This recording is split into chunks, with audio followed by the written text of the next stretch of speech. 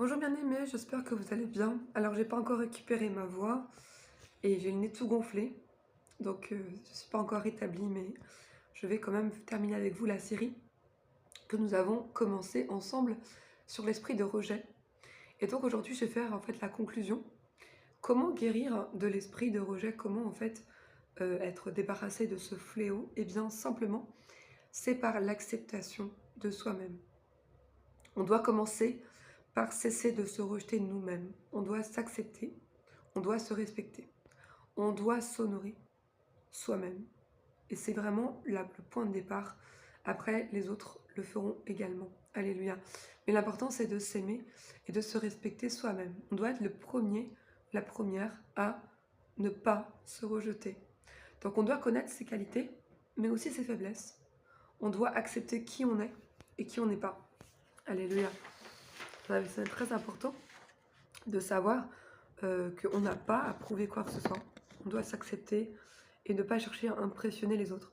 Dans Amos chapitre 7 verset 14, le prophète Amos va dire comme ça: je ne suis pas prophète et je ne suis pas fils de prophète, mais je suis berger et je cultive des sycomores.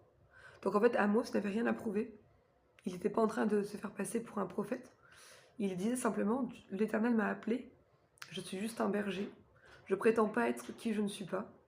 Alléluia. Il n'avait aucun problème avec le rejet. Amen. Vous lirez pour vous-même quand il parle avec Amatsia dans Amos chapitre 7. Il dit comme ça: je ne suis pas prophète, je ne suis pas fils de prophète. Donc on doit savoir quelles sont nos limites, ce qu'on n'est pas, et ne pas chercher à être ce qu'on n'est pas. Alléluia.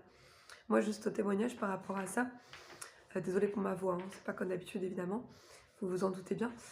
Quand j'ai commencé à servir à l'église il y a longtemps de ça, eh bien, il y avait une sœur qui m'avait proposé d'être dans la chorale parce qu'elle avait trouvé que je chantais bien.